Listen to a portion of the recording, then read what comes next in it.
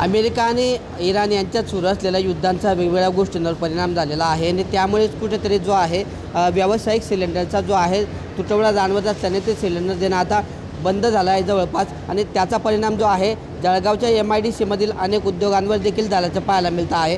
आपण आता जळगाव MIDCतील प्रतीक चिक्की या फॅक्टरीमध्ये आहोत की ज्या ठिकाणी चिक्की बनवली जाते आणि या चिक्की बनवण्यासाठीची महत्त्वाची गोष्ट म्हणजे सिलेंडर आहे। सिलेंडरच्या माध्यमातूनच सर्व गोष्टी या ठिकाणी तयार केल्या जातात आणि त्यानंतरच हा चिक्कीचा जो माल आहे या ठिकाणी तयार करत असतो। नेमका या उद्योगावर असा कसा परिणाम झाला आहे आपण त्यांच्याशी बोलणार आहोत। काय सांगणार नेमकी सध्याची परिस्थिती कशी आहे, आपल्याला कमर्शियल सिलेंडर मिळत आहेत का आणि आपल्याला रोज किती सिलेंडर लागतात?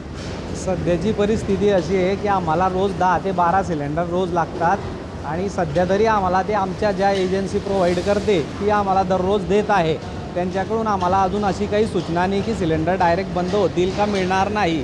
आज रोजी मिळत आहेत पण आमचं काम आता सुरळीत चालू आहे आजच्या दिवशी। ज्या दिवशी पुढे काय होईल ते कळेल। अजून सूचना तशी काही आम्हाला एजन्सीकडून मिळालेली नाही। बरं, आपल्याला रोज 10 ते 12 सिलेंडर लागतात। हे सिलेंडर जर बंद झाले, समजा पुरवठा जर बंद झाला तर काय परिस्थिती असेल?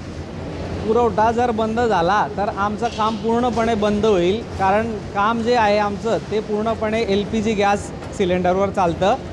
त्याच्यामुळे पुरवठा नाही मिळाला तर काम पूर्णपणे बंद होईल आणि सर्व आमचे जे कामगार आहेत, महिला आहेत, माणसं आहेत, रोजगार ज्या आम्ही उत्पन्न आहे इथे निर्माण केलेला आहे तो पूर्णपणे बंद होईल। म्हणजे पूर्ण कंपनीच बंद होईल? पूर्ण कंपनीच बंद होईल, कारण गॅसशिवाय आमचं काम चालू शकत नाही। आमचं टोटली 100% गॅसवर काम चालतं। कामगार किती आपल्याकडे आता? कामगार आमच्याकडे आज 40-45 लोक काम करत आहेत। बरं, या युद्धांचा आपला साहित्य जे लागत असतं फॅक्टरीसाठी त्या साहित्याचे काही भाव वाढलेत का, त्याचा काही परिणाम झाला आहे का?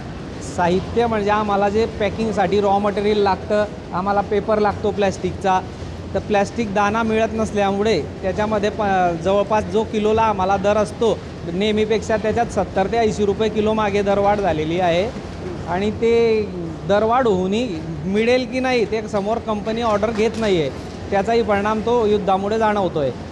गॅसवर काही पर्याय काढावा असं मागणी आहे का तुमच्या? गॅसवर पर्याय काढायला आमचं कसं आहे की आमचा छोटा उद्योग असल्यामुळे आणि आमचं चिक्कीचं काम जे आहे ते छोटी बॅच बनते, त्याला आमचं गॅसवरच काम चालतं। जर मोठा करायचा असला तर ते बॉयलर वगैरे लावून करता येतं, पण तो खूप मोठी बॅच काढावी लागते, तेवढं आमचं काम नाही।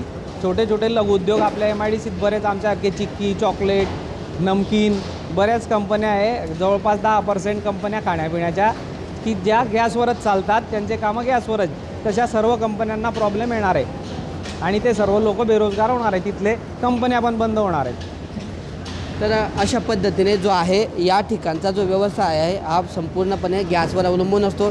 सध्या तरी परिस्थिती नियंत्रणात आहे, गॅस वेळेवर मिळत आहेत, मात्र पुढच्या काळामध्ये जर व्यावसायिक जे कमर्शियल सिलेंडर आहे ते मिळणं जर बंद झालं तर या ठिकाणची ही कंपनी बंद करण्याची वेळ येईल आणि या ठिकाणी काम करण्याचे कामगार आहेत त्यांच्यावर देखील उपासमारीची वेळ येईल, असं मोठं संकट ओढवण्याची शक्यता या ठिकाणी व्यावसायिकांनी व्यक्त केली आहे। त्यामुळे पुढच्या काळामध्ये सरकारने कमर्शियल सिलेंडर बाबतीत काहीतरी उपाययोजना करावी किंवा काहीतरी तोडगा काढावा अशी रास्त मागणी या ठिकाणी या उद्योजकांनी केली आहे।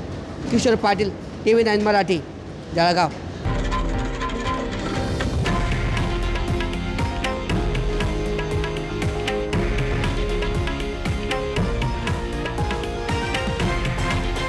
हे आहे देशातील नंबर 1 न्यूज नेटवर्क आणि आपण पाहत आहात TV9 मराठी, एकमेव।